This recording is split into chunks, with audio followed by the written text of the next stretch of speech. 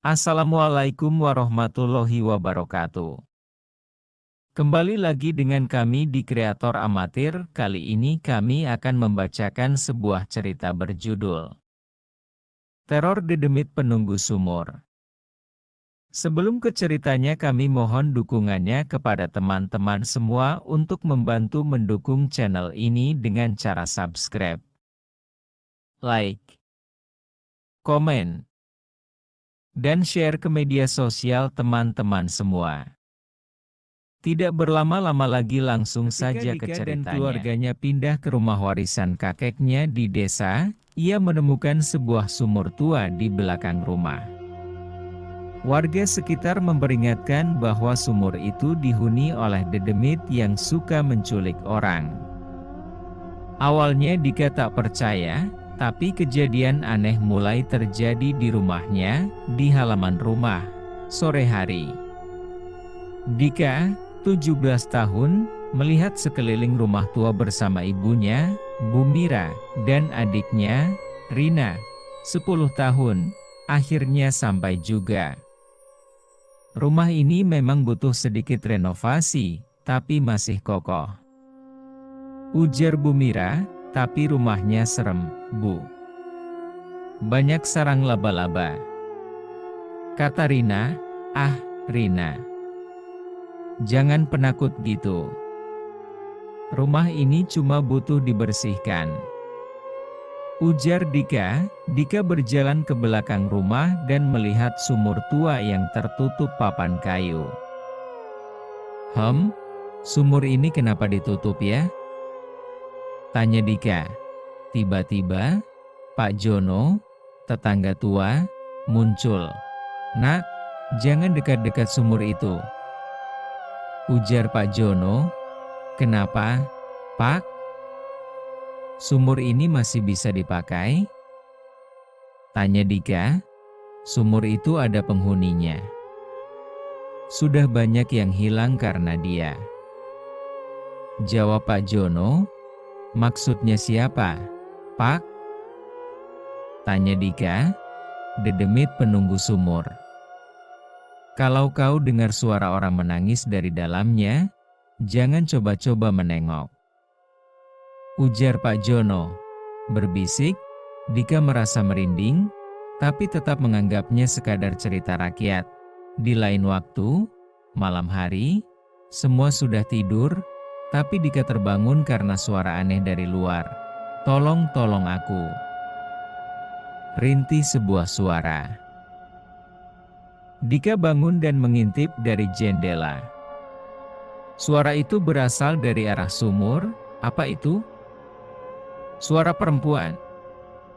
Tanya Dika, bergumam. Dika keluar perlahan dan berjalan menuju sumur. Saat ia mendekat, papan penutup sumur bergerak sendiri. Astaga! Apa tadi? Tanya Dika. Tiba-tiba, suara tawa pelan terdengar dari dalam sumur, membuat bulu kuduk Dika berdiri. Kamu akan menjadi milikku. Ucap suara, Dika berlari kembali ke dalam rumah, napasnya memburu. Ia menutup jendela rapat-rapat, sementara suara dari sumur masih terdengar samar-samar. Dika mulai diganggu oleh makhluk dari sumur tua. Setiap malam, suara-suara aneh memanggil namanya, dan Rina mulai bertingkah aneh, seolah-olah berkomunikasi dengan sesuatu yang tak kasat mata. Ketika Dika mencoba menantang ketakutannya dan mengintip ke dalam sumur, sesuatu yang mengerikan terjadi.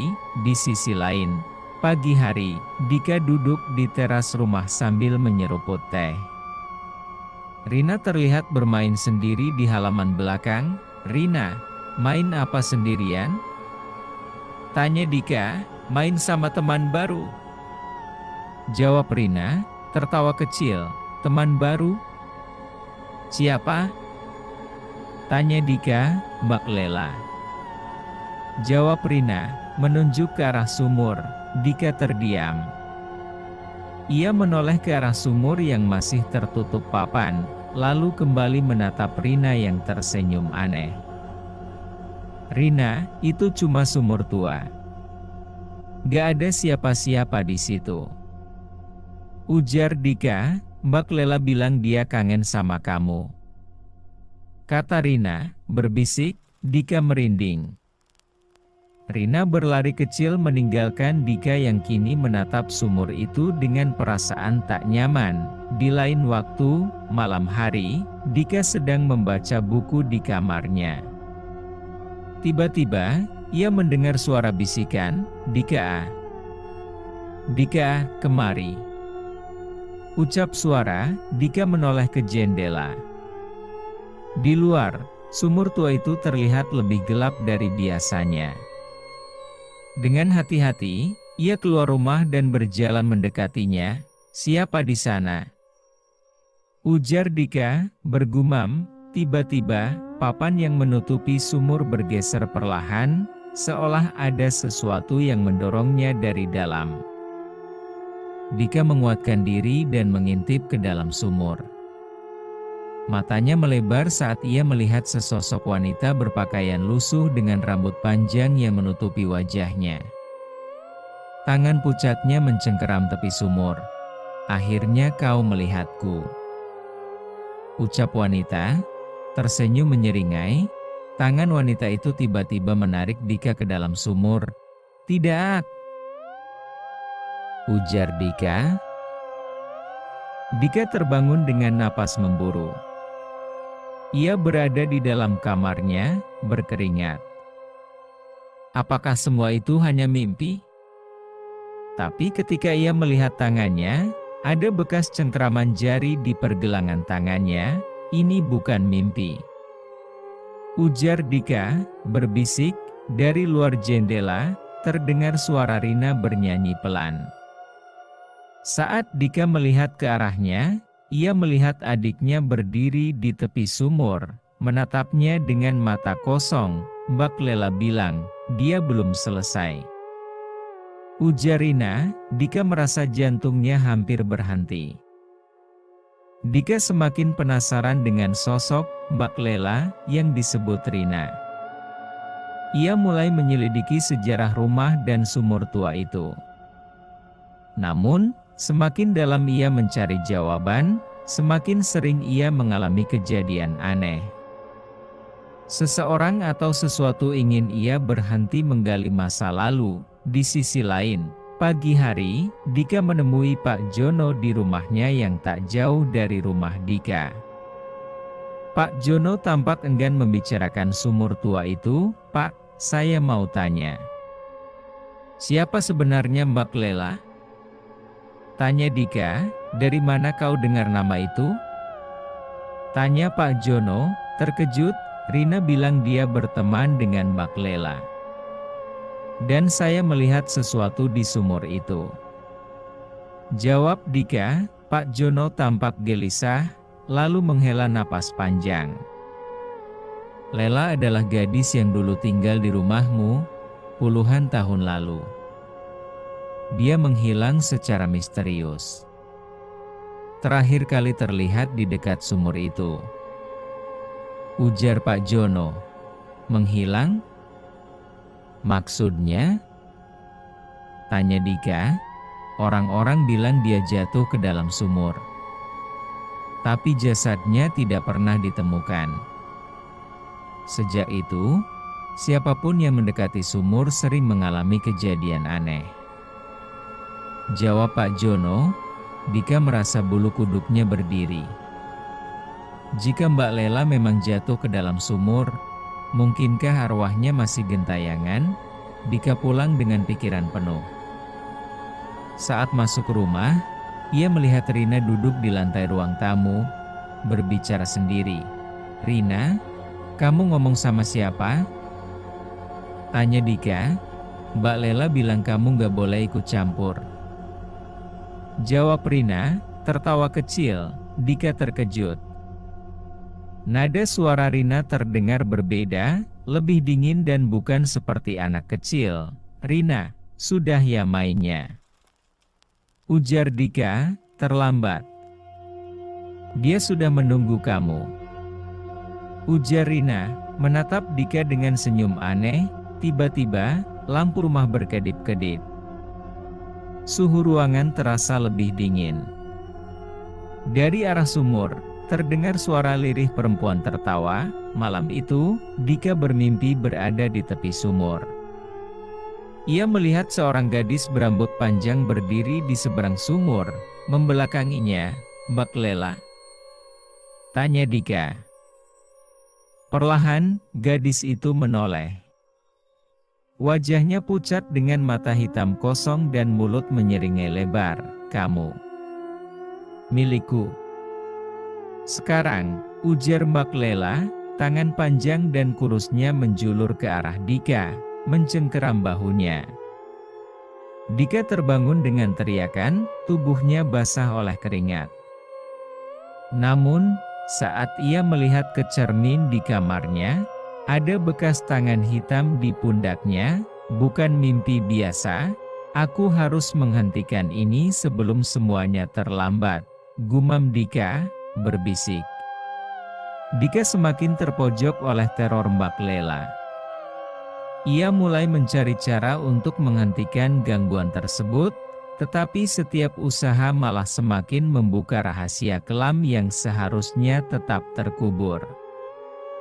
Rina semakin larut dalam pengaruh arwah sumur, dan waktu Dika semakin menipis. Pagi hari, Dika menemukan lemari tua di gudang rumah. Saat ia mengacak-acak isinya, ia menemukan buku harian usang dengan tulisan tangan yang hampir pudar. "Buku siapa ini?" tanya Dika. Dika membuka halaman pertama. Tertulis nama, Lela Sari. Tulisan-tulisan di dalamnya berisi curhatan tentang hidupnya di rumah itu, serta kisah cintanya dengan seorang pemuda bernama Badrun. "Jadi, Mbak Lela dulu tinggal di sini," kata Dika, bergumam. Namun, halaman-halaman terakhir terasa semakin aneh. Ada coretan kalimat yang berulang-ulang. "Dia datang, aku tak bisa lari. Aku takut." Sore hari, Dika melihat Rina bermain boneka di ruang tamu.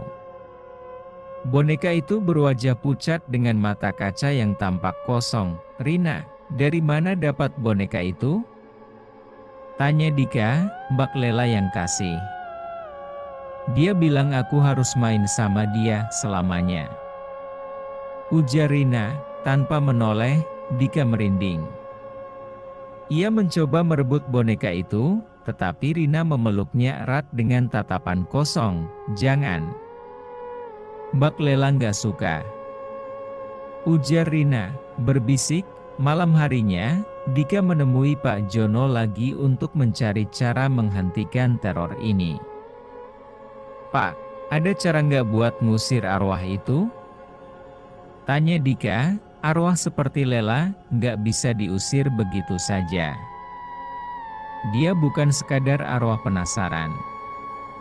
Ada dendam yang belum selesai," ujar Pak Jono, gelisah. "Apa yang sebenarnya terjadi pada Mbak Lela?" tanya Dika. "Dia bunuh diri karena dijebak dan dipermalukan. Badrun, pemuda yang dicintainya, mengkhianatinya. Lela melompat ke sumur itu sendiri, tapi arwahnya nggak pernah pergi," ujar Pak Jono, menghela napas. Malam semakin larut. Dika terbangun oleh suara gemerisik dari kamar Rina. Ia membuka pintu perlahan dan melihat adiknya berdiri menghadap jendela. "Rina, kamu ngapain?" tanya Dika. "Mbak Lela bilang sudah waktunya, kita semua ikut dia," jawab Rina. Tanpa menoleh, Dika mundur dengan napas tertahan. Bayangan wanita berambut panjang tampak samar di balik jendela, menatap langsung ke arahnya.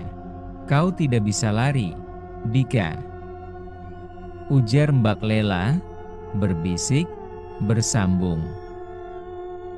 Terima kasih kepada teman-teman semua yang sudah menonton dan menyimak juga mendengarkan cerita ini. Wabillahi taufiq wal hidayah. Wassalamualaikum warahmatullahi wabarakatuh.